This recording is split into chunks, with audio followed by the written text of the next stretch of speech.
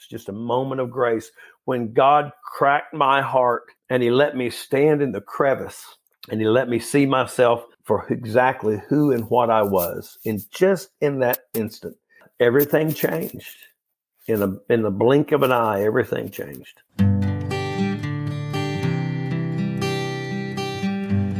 Well, hello, friends of Bill W. and other friends. You have landed on Sober Speak. My name is John M.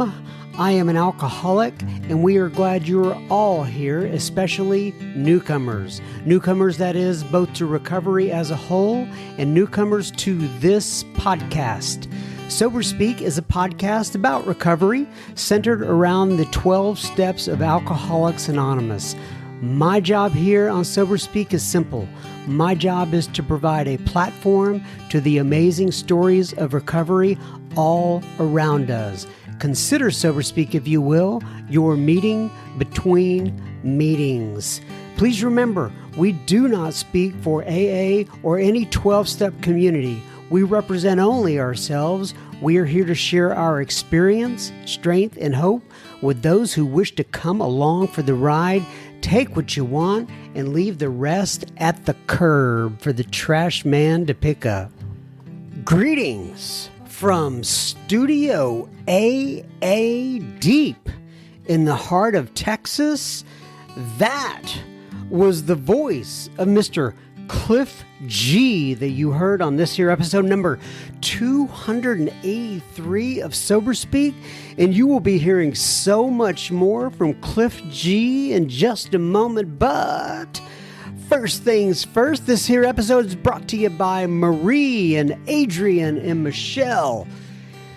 Marie and Adrian and Michelle went to our website, www.soberspeak.com. They clicked on the little yellow donate tab and they made a contribution. So thank you so much, Marie and Adrian and Michelle. This episode number 283 is coming right out to you'uns. Okay, I mentioned this last week, but just in case you missed it, every year, the lovely Mrs. M posts on our Sober Speak website at www.soberspeak.com the top episodes from the previous year. So if you go to our website and click on the little tab that says top episodes, it'll give you the top 20 most listened to episodes of last year. And the reason that I started doing this in the first place is because I had a lot of people writing me and they were asking, hey, where do I start? You have so many episodes, which one should I listen to first? And for me, it was always like saying, hey, this is my favorite child or something like that. So it was hard for me to make a judgment like that. However, I can post the ones that have been most listened to over the years, and that's just a good starting point. And not only does it have the top episodes from 2022, it has the top episodes from 2021, 2020, 2019, and I think 2019 is when we actually started this. So if you want to go there and and you're looking for some place to start with the episodes, that would be a good place. All right, now on to Mr. Clif G. You will notice that. Sorry. I'm not set up here with something, but I'm getting there real quick. My deepest apologies. Clif G is from Oklahoma City, and you will certainly be able to tell that from his accent. He has been sober in AA since 2001. My favorite part with Clif is when he talks about his, quote, back problem. You'll hear what he says about that. He also discusses his newcomer plan and what that looked like, his moment of grace, being beat into a state of reasonableness. Talks about his sponsor, Dan, the 11th step and meditation, 11th step in prayer and meditation and all that kind of good stuff, and much, much more. So everybody go ahead, buckle your seats and get ready for Mr. Clif G. And usually I would say at this point we will have plenty listener feedback at the end of this here episode. But because of my schedule, I won't go into it. We will not have, in fact, we will have zilch listener feedback at the end of this here episode, but we'll be able to catch up with it here in the near future, I am sure. So sit back, enjoy Clif, and I take this 1 week at a time. Hope to be back next week. Until then, enjoy Clif and enjoy your day. Have a safe and sober day. All right, everybody. So today we're sitting here with Mr. Clif G. And that is a Clif with one F. Am I right, Clif? That's correct, sir. So Clif G, Clif with one F, G. I am going to ask you to introduce yourself, give your sobriety date if you wish to do such, and tell people where you live in this world of ours. I'd be grateful to do that. Hey, everybody. I'm Clif. I'm a grateful alcoholic. My sobriety date is August 15th of 2001. And for that short amount of time, I'm as grateful as I know how to be. And John, I'm from Oklahoma City, Oklahoma. OKC. And I think it's worth pointing out that you live in Oklahoma State, but you are a big Oklahoma State fan. Am I right? That's correct. Correct. You are correct, sir. Matter of fact, went to basketball game today. Watched the Cowboys tee it up with the Texas Longhorns. By the way, the Cowboys of the Oklahoma State Cowboys versus not the Dallas ones.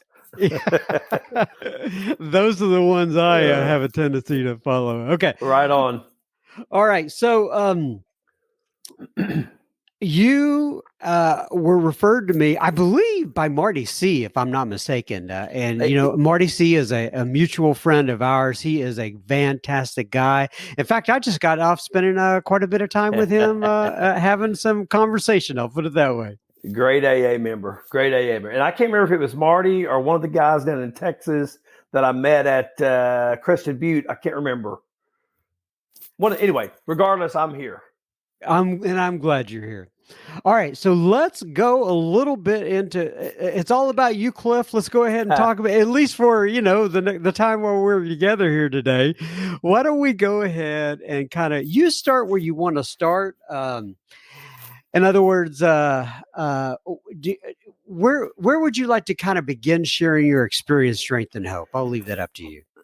Well, let's talk about the end. It's always because if we start the beginning, it's always the same, right? It's just tragedy, and then there's a period of redemption. And so, but I will say this, that I'm a kid growing up, John, that and I couldn't articulate this to you if I were at the time, but in retrospect and after doing a lot of inventories, I can tell you about what it felt like to be a kid growing up. And my earliest memories are, and by the way, came from a great home, great mom and dad, non-alcoholic home, great parents. I don't have anybody to blame anything on, right? So, but from as far back as I can remember, I'm that kid that walked into kindergarten and looked around and thought, my God, these kids know the answer to all the questions, and I don't even know what book they're reading out of. I mean, it's this idea that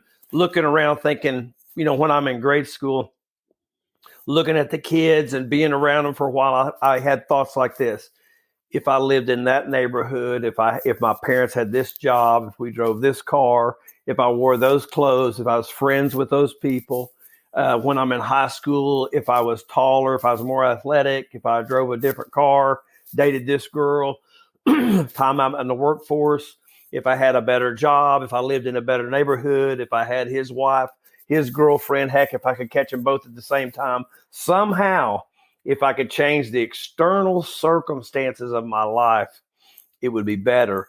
And that kind of delusion that we talk about in step 3, if I can just manage well, that I can rest this satisfaction and happiness, that spiritual malady, it has plagued me, man, as far back as I can remember. And the malady of that first kind of piece of alcoholism that Dr. Silkworth talked about, alcoholics being restless, irritable, discontent. My God, I remember the first time I heard somebody say that in the AA meeting, I thought, that's it. That's it. Now, I didn't know they were cheating and reading out of the book, but I thought, my God, that's it. They have put words to I have felt my whole life. And when I was 11 years old, under a big shade tree down in southeast Oklahoma, my brother opened up Tall Boy Country Club malt liquor and opened it up, took a big drink and handed it to me. And I took a big drink. And I don't know how long it took us to drink that Tall Boy malt liquor. But by the time it was done, the magic of alcohol had happened for me. That everything I have just described seemed to vanish, seemed to just disappear.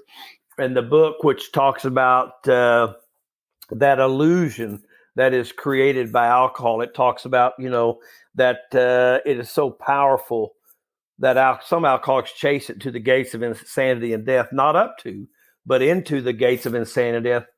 I tell you, every time I drink, I'm willing to go there to escape that restless, irritable, discontentness, that malady. Trouble is, I don't know I'm allergic to it. I don't know that once I ingest that, the physical features of alcoholism kicks in and I'm off and running.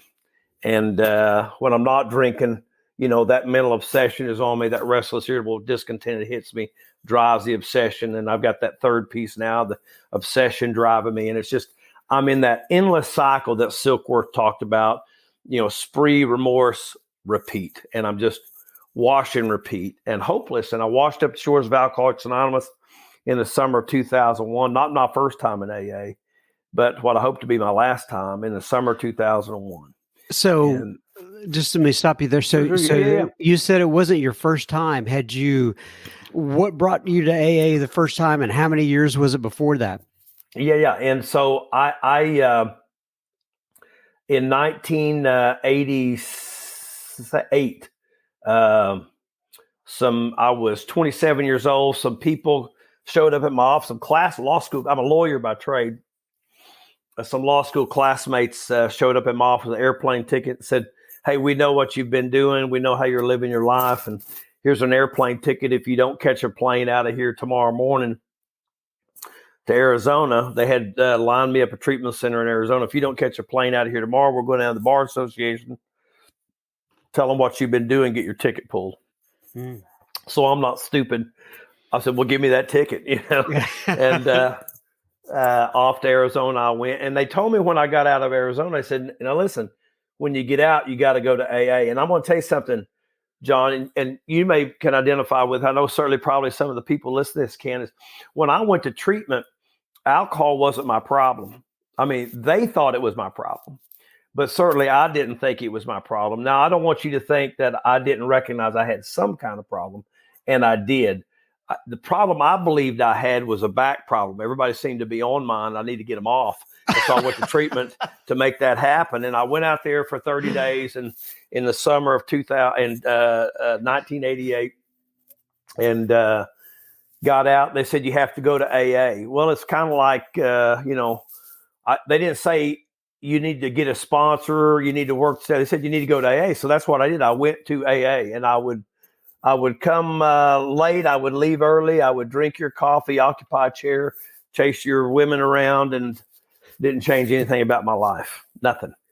I didn't drink for a period of time, and then eventually that happened again, and I started drinking again. But nothing about that changed. So I knew what AA was. In the summer of 2001, I knew what AA was. And again, I didn't go to AA in 01 because I had a drinking problem. That was not my problem. Now, I hadn't worked for 3 years. I just need you to know that I hadn't worked. I had married. By that time, I was on my fourth and final, what she likes to say, my fourth and final wife.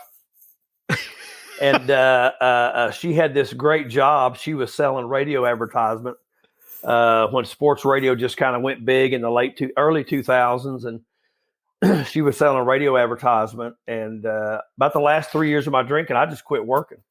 And I like to tell people that's when I became a functioning alcoholic. I had a wife that worked, and but I was a real go-getter. I'd take her to work and go get her. And so I just the last 3 years of my drinking, I just never drew a sober breath. And finally, at the end of June of 01, she had all of me she could stand and threw me out of the house. And so I came up with in the summer of 2001, newcomer plan. I think it's so important if you're new in AA to have a newcomer plan.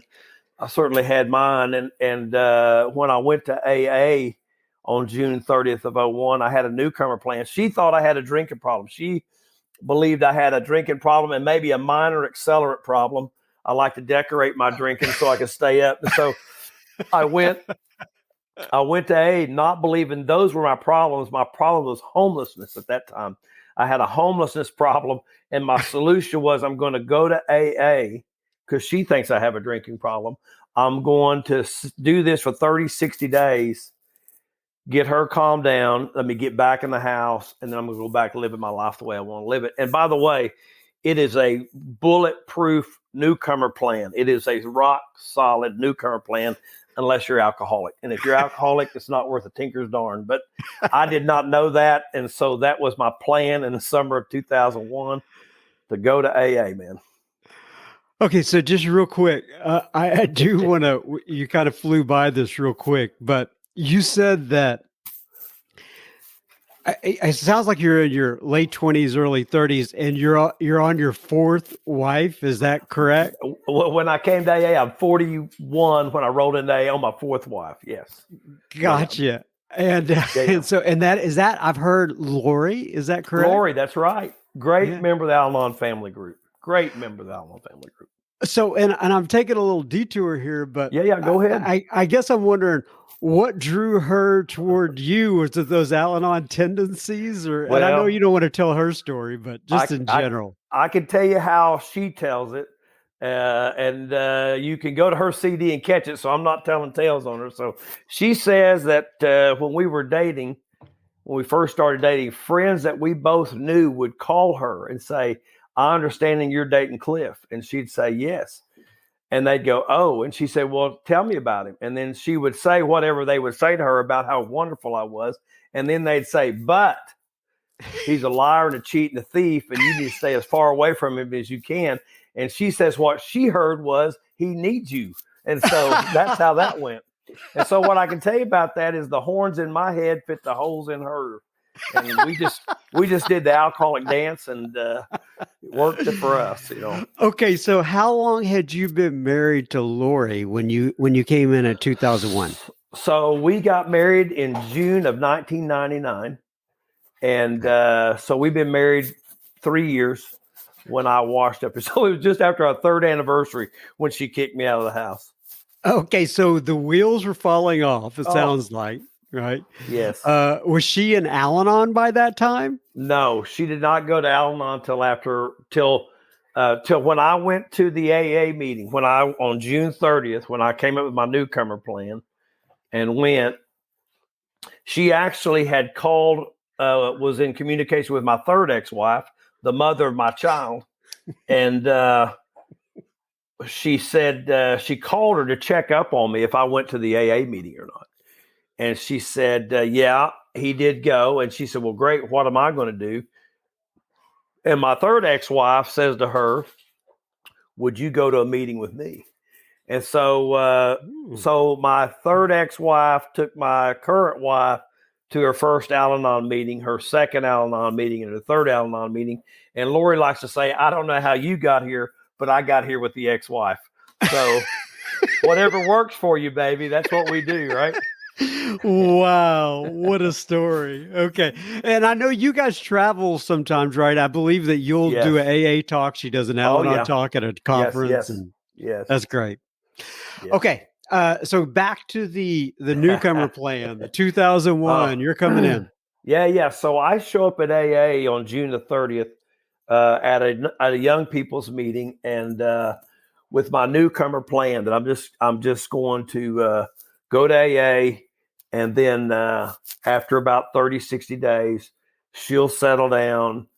She'll get distracted by work and life, and I can go back to what I'm doing. And let me tell you, John, when I was growing up, maybe you had this experience too. When I was growing up, I went to high school and college with guys and gals that used to look a lot like me. And I mean that they drank like me. I would, we would, at holiday season, we would come home from college and we would burn it down. And we'd be there for Christmas, but from Christmas to New Year's, I mean, we literally would just not be anywhere in sight. We'd drag in New Year's Day. And so they looked a lot like me. And then those people, some strange things happened to some of those people. They met him, they met her, they got these great jobs, and they just quit drinking. And the strange part about that was when they quit drinking, their lives got better. They started having kids, they started buying bigger houses, getting promotions at work, getting those things, what are that 401ks, that kind of stuff. I mean, their life got better when they stopped drinking. And in the summer of 2001, I went to AA and just stopped drinking. And I'm going to tell you something. I would go to AA every day. And from the time I got up to the time I could finally fall asleep at night, all I could think about was, how do I drink and how do I stay sober? From June to 30th, I would think, how do I drink and how do I stay sober? It was a constant thought of mine. It was the obsession. And I'm trying to duck and dodge and just, hang in there. Just don't drink, go to meetings. And I'm going to tell you something I discovered in the summer of 2001. After 45 days of just not drinking and going to meetings, I am not like my friends. When I stop drinking, my life does not get better. It gets worse. And it gets worse, not necessarily externally. It gets worse because that spiritual malady that I have just continues to ache and grow. And the restless, irritable discontentedness, the four horsemen show up every day at my house, and they just go with me everywhere I go. And I don't know about you, but alcoholism doesn't visit me at 2 p.m. It's 2 a.m. Clif, get up. We got a lot of good stuff to cover today.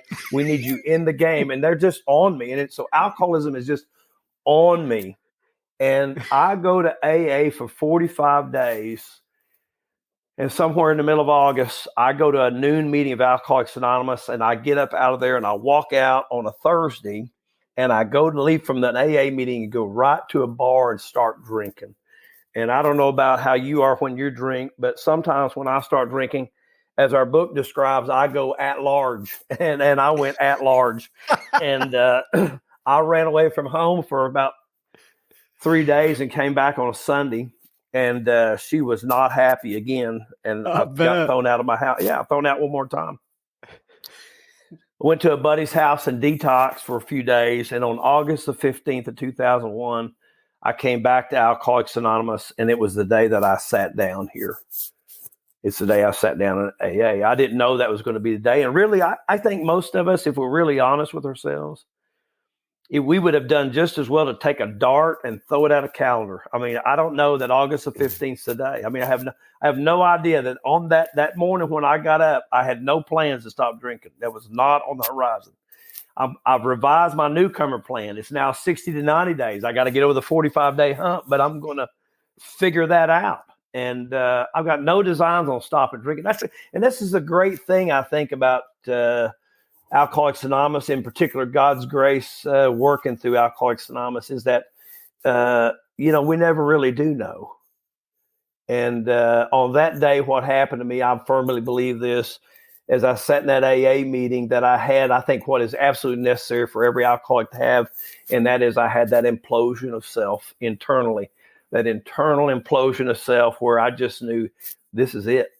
I'm done. And the reason I knew that is that I'm sitting in that AA meeting and there's 5 minutes left in it. And you know what I'm thinking? How do I drink and how do I stay sober? That thought has not changed. I've been going on that thought for the 45 days before, and I'm picking it up once again. And there's 5 minutes left in that AA meeting. And really, I believe this is the only place you can tell stories like this and people understand and get this. And they know it's the truth. There was 5 minutes left in that meeting, and all that chatter in my head, how we drink, how we stay sober, just went quiet.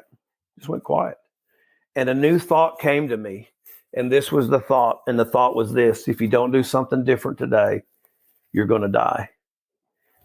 And I have met people in Alcoholics Anonymous who said God talked to them, and I believe it. I believe it because on that day, I believe that's what happened for me. That God quieted that chatter And then a voice said to me, if you don't do something different today, pal, you're going to die. And which began the ripple effect of the implosion of self, where I knew the jig was up, and I think that's what happens at God, in those moments in time we talk about, the book talks about that incomprehensible demoralization. We throw it around in the rooms of AA, the gift of desperation. It's a moment of grace. It's just a moment of grace when God cracked my heart and he let me stand in the crevice and he let me see myself for exactly who and what I was in that instant. And everything changed. In the blink of an eye, everything changed. Okay, so you get sober, God's cracking up your heart, and you're able to see things in a different realm. You're able to see things that perhaps you've never seen before. You're being repositioned. Did you recognize that at the time of being something? You're like me. I didn't know when my sobriety date was. I had to go back and I had to piece it together. I didn't really expect to stay sober this time. But when you're sitting there, when you're coming back in August of 2001, and you have this kind of knowing, if you will, was that a pivotal? Was that something that you recognized at the time, or was it in retrospect? No, it was something I absolutely recognized at the time, that there's a line in the sand here. When the voice says, if you don't do something different today, you're going to die. I knew that there was a day that I had to make, book talks about, we stood at the turning point. Well, I knew this was a turning point. Now that I only know that in retrospect, that's what it was. But in the moment, I knew that something different was happening to me. The key to that was this, John. There'd been an old man at that AA meeting I'd been going to. Every day he would catch me and he would look at me and say, Bub, how are you doing? And I would look at him and say, fine, because that's the alcoholic answer. And he would look back at me and say, well, listen, if there's ever anything I can do for you, let me know. And of course, I'm thinking, if there is, and then I'm just ghosting him, So that old man offered me friendship and fellowship every day for 45 days straight, never varied. Every day he'd catch me. But when I would say, fine, and sure, if there ever is anything, I'll let you know, he would just step aside. He didn't try to say, listen, this is what you need to do. You need to get this book. You need to do 90 meetings in 90 days. You need to take these.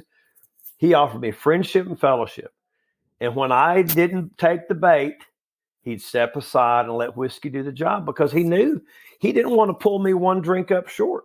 He knew that John Barleycorn was his best advocate, and I would go out there and it would whip me enough. I love that part in We Agnostics, that part where it talks about that we had been beaten into a state of reasonableness. The next line is perhaps my favorite in the whole book. It says, for some of us, this was a tedious process. And I'm telling you, it was tedious for me. I had to take a lot of whippings in order for me to get here and stay here. But that old man every day offered me that. And on August the 15th, when that meeting was over and I broke, he caught me one more day. And when he asked me those same questions, I gave him different answers to both of them. He asked me how I was doing. I said, not very good. He looked at me and said, I know. And then he said, if there's ever anything I can do to help you, let me know. And my head said, you just need to run. And my mouth came, I need a sponsor. And that's how it started. And, the old man said, well, let's sit down and talk about it. That's a lot to ask of somebody. And that conversation changed everything. And I think that's important, because I believe every alcoholic has those moments I've described where there's something in our life. You talked about it being a pivotal point, and maybe we don't recognize it, but all of us, I believe, have those moments like that. We talk about grace, which I absolutely believe it is. But there's a window on grace, and because I'm selfish and self-centered, what I'll do is I'll pull the window closed on grace. And I think what was so important for me is that on that day, in that implosion of self, that the old man climbed through the window. And I think that's why it's so imperative for me as an alcoholic, and really for all of us who identify that way, is that when we find new people, we have to crawl through their window. And we get there, we crawl through that window and carry them a beneficial message. That old man was consistent every day. He didn't try to force anything on me, but the first time I gave him a different answer, he was on me like a chicken on a June bug, man. I mean, he was just there with knowledge that he conveyed to me, experience, strength, and hope. And he shared that with me. You know, he talked about what he was like, what had happened, what he was like today. And it was like he's reading my mail. And, you know, when he was done talking, I'm like a high stakes poker player, man. I mean, I just push all my chips to the middle of the table of the AA table, and I've been all in on it ever since. And I'm if I could tell you anything about AA, I'll tell you this: I'm a satisfied customer of Alcoholics Anonymous. I love that. A satisfied customer of Alcoholics Absolutely. Anonymous. We've been talking lately, you know, it's been the holiday season. And you always talk about how, you know, we generally speaking, there's a ramp up in the number of attendees we have and stuff like that. We say, you know, business is good lately. Business is good. Membership drive. I mean, that's it, man. Now, I get this from my friend David G, but David always says, you know, the difference between, you know, like when you go to a gym and everything gets real crowded after the beginning of the year, Sure. and you just kind of yourself, well, I wish these people would just go back to where they came. You know, they're not going to last anyway. The difference between a gym and the AA rooms is we really want people to stay around. Man, we'll make room for them. We'll stand up in the corner, let them have the chair. That's right. Absolutely. That's right. Absolutely. Okay, so you have now been beaten into a state of reasonableness. By the way, you mentioned the gentleman there. I think you called him the old man. Is he your Don. sponsor today? Or yeah, Don was my original sponsor and sponsored me till the day he died about 12 years ago. And I'm going to tell you about Don. Don was man. He was just he was an AA member. He believed this, that if you weren't at the meeting 30 minutes early, you were late. You were late. And like Vince I don't Lombardi. know about, yeah, I don't know about you, but there's nothing worse on earth than being somewhere you don't want to be than being there 30 minutes early. But Don was a believer in early. He would get there and set the room up, put the books out, you know, make the coffee. And if you wasn't doing that, he was out at this place where the AA place I went to when I got sober was, they had kind of a foyer area. He'd be out there with what I thought at the time would be like acolytes, you know, they're reading, writing, praying. That's all the hell they know out there, read, write, pray.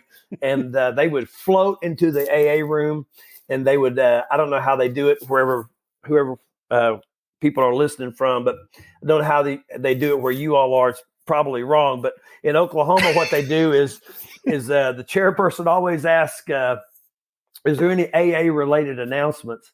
And Don, it seemed like every meeting, Don would make an announcement about what seemed to be what was going on in AA worldwide. I mean, he would go on for sometimes 75 seconds. I mean, it just seemed like forever, announcing stuff every day. And if there's a new person in the room, my God, Don and the acolytes would be on them like they'd just be on them. And but here's something Don would do different. He would give his number, but he would always get a number because he knew no newcomer can lift a 10,000-pound phone. And so Don would call you, and he would check on you, and he would just make sure you were okay. And I always say this because that's the truth. I hope whoever hears this podcast, I hope you have somebody like Don in your life. I hope you do. Because Don saved mine. Because he cared more about me than I did. And he knew more about me than I knew about myself. I live in this delusional world for so long, you know, and he broke through that through this book and these steps. He helped me to break through that and build this relationship with God. It was just beautiful. Don was just a beautiful human being, and he helped so many people. And he was just a great, great man, just a great man. It's a pretty good thing we have here in Alcoholics Anonymous, isn't it? I'm telling you. Listen, I quit buying lottery tickets. I've already won. I don't need to buy anymore. I'm already a winner, man. Okay, so Then let's talk a little bit about. So I want to get your thought and your thought process where the 11th step is concerned. And the reason I'm bringing this up is because I just went to a meeting today, and my friend Casey was brought up as a topic as the 11th step and the meditation. Talk to me a little bit about your experience with that. Some of your beliefs. How it has changed up through the years, and give me your thoughts. Yeah, that's a wonderful piece. I personally, for me, and I can't hardly talk about an 11 without talking about 10 some. So I may mix and mingle here a little bit. So I'm this guy that big prayer, and I would tell you I meditate, but really because I have old ideas, and your listeners may be familiar with old ideas. Some of them may have had one or two in their lifetime. I come here with old ideas. I grew up in the 70s. I watched Kung Fu, David Carradine, and, snatched the pebble from my hand, Weed Hopper, and he would get in that lotus position on that pillow. And I think that's what meditation is, and I can't do that. I mean, I can barely get my legs crossed. And Lord knows I can't sit quiet with a candle burning. I mean, so rather than try that or ask anybody about it, I tell you I'm doing it, but I don't. So what I'm telling you, for a long time in AA, I'm a liar. I'm a liar in Alcoholics Anonymous, because I tell you I'm doing this, but I'm paralyzed by fear and old ideas. And I think, that's the deal. Fear of self-reliance. Once again, I can't ask anybody. And, there's no chart in my book, and maybe somebody here has one, but there's no chart in the back of my book that says, hey, if this year's sober, you should be this spiritual. Here's the graph. You should be this far along. And we just are where we are, all of us. We're just where we're at. And finally, I got the courage, after enough people talked to me like you're asking me this question. I finally asked somebody, man, I can't meditate. And he said, well, what do you mean by that? What do you think meditation is? So I told him the Kung Fu story. He said, well, that certainly is a type, but that's not the only one. And he began to talk to me about meditation. He talked to me about contemplative meditation. And I began to buy these books, and I began to read them. And I started out with 5 minutes. He said, just start with 5 minutes a day trying this. And I started with 5 minutes a day. And that for after a week, what happened was it turned into 10 and 15. And then I had all these books. And finally, my wife one day came in. She said, can I have my kitchen table back? I need my kitchen table back. My buddy Steve L out in Los Angeles, he and I, we have this list of books that we exchange. And, so meditation became paramount. But the reason I say 10 and 11 is because the 12 and 12 talks about inventory and meditation. And it talks about that it makes for this unshakable foundation. And I think it's so important for, I hope today, and by no means does this happen, but I hope I fall way short. But what I aim for is the desperation 10 through 12 that I had for 1 through 9. Because 9 only carries me so far. I can only live so long on the actions I've done 1 through 9. In order to grow spiritually in Alcoholics Anonymous and just in life, I have to make it a rigorous practice of 10, 11, and 12. And so when we talk about meditation, it has totally changed and flipped my whole script. I found things there that I did not know that I needed in my life. And it is a thing that has opened up the channel of prayer coupled with meditation. This opened up this unbelievable relationship with God today. And my reactions, back in the spiritual experience in the appendix, it talks about this profound alteration to our reactions in life. I have witnessed that in myself. And I think when I begin to see that I'm reacting different for the first time, that's another spiritual experience for me. That I am, it's easy not to do something I don't want to do anyway. It is not easy to do something I don't want to do. And when I do those, and whenever fiber in me says, do this, and yet I don't, because I know that's not the spiritual principles, that I know that's not the right thing. When I witness me making those good grown-up decisions, that's a spiritual experience for me. And I don't just, our book, Dr. Jung said to Roland, vital spiritual experiences, plural. And I count on those daily to have those kind of experiences. So, man, meditation, all that, 10, 11, 12, man, that is the part where I grow. I really grow. They're not, people say sometimes the maintenance that I don't want to maintain anything. Sure, I want to care for it. I need to grow it. I need to grow this spiritual life I have. That's where that happens. You and I have a very, I don't want to tell my story here. This is about you, but we have very similar experiences, and we'll have to talk about that Yeah, at some time. absolutely. This is fantastic.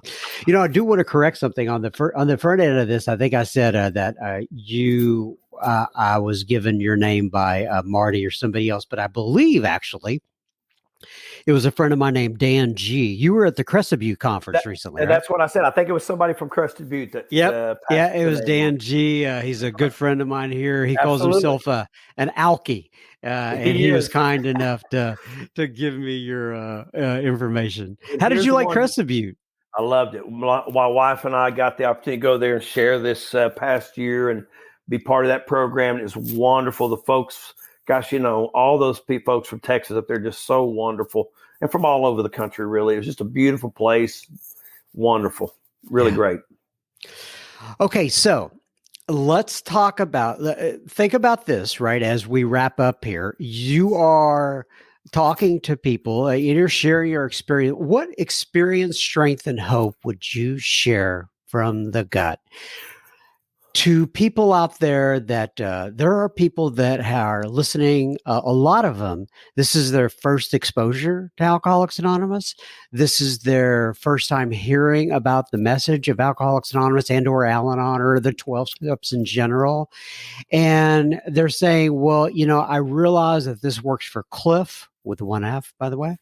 This works for Clif, but I'm not sure that it can work for me. Maybe I'm one of those people that is constitutionally incapable of being honest with myself.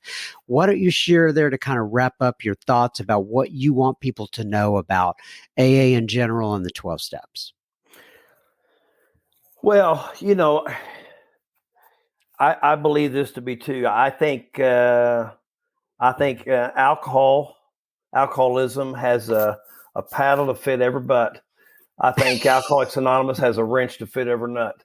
When you come here, we all bring our snowflake mentality that I'm different, that I'm unique. We come here, certainly I did, that that's not my problem. My problem is external.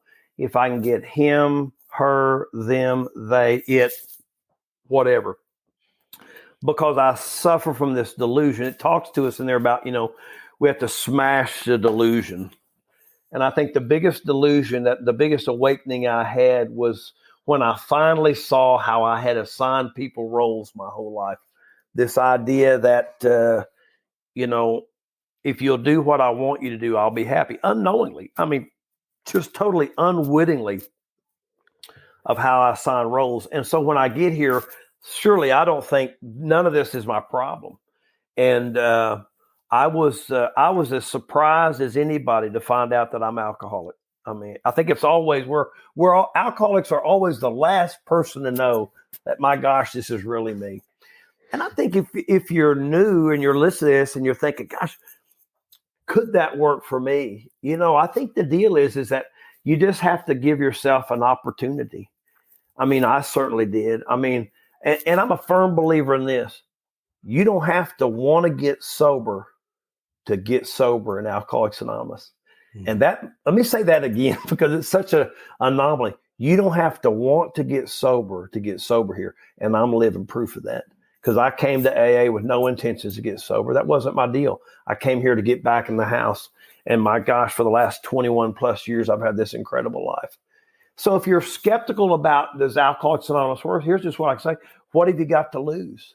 If we made a list today, if people listen to the list today of the things I'm not willing to do. I'm not willing to go to meetings. I'm not willing to read the book. I'm not willing to get a sponsor. I'm not willing to go to sober living. It's whatever kind of things you think, I'm not willing to do those things. And then we made another list, and the list contained this. What are the things that you have done behind alcoholism or addiction that you said you'd never do?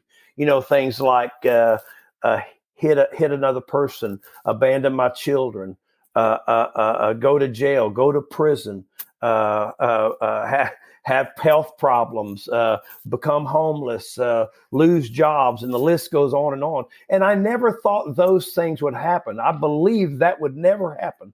I just thought I'm just going to have a couple of drinks. And I never believed those things were happening. And I guess what I would say to this is, if you're like me and when you took a drink, you thought none of that stuff would ever happen. I'll never come homeless. I'll never lose a job. Yet I was wrong about that. Then just maybe, I might be wrong about these other things, that I'm not willing to go to meetings, that I'm not willing to read a book. If I was wrong about those things, then just maybe I might be wrong about these. When I took a drink, the deal was I took a drink because I just needed some relief. I didn't know it set off this tremendous urge. And I would just tell the lie, I'm just going to have a couple, and I'd be off and running. I was wrong about that. I've been wrong about a lot of things. And so if you're sitting there in doubt, if you look at that list, what are the things that alcoholism or drugs or whatever has caused me to do? And I was wrong about that. Maybe you've been wrong about this too. And just give yourself a chance to see, right? What's the thing we say more than anything, John? If you come here and you try this and you don't like it, hey, man, we'll gladly refund your misery, right? I love you, brother. Thank you so much for having me today, man. I love you too, man. I really enjoyed this. What a pleasure. What a treat. I always ended up with page 164 from the Big Book. It says, abandon yourself to God as you understand God. Admit your faults to him and to your fellows. Clear away the wreckage of your past. Give freely of what you find and join us. We shall be with you in the fellowship of the Spirit, and you will surely meet some of us, like me and Clif with one F, as you trudge the road of happy destiny. May God bless you and keep you until then. Until then. Once again, Clif, thanks for coming on. I really appreciate it. Thank you, John. Appreciate you, brother.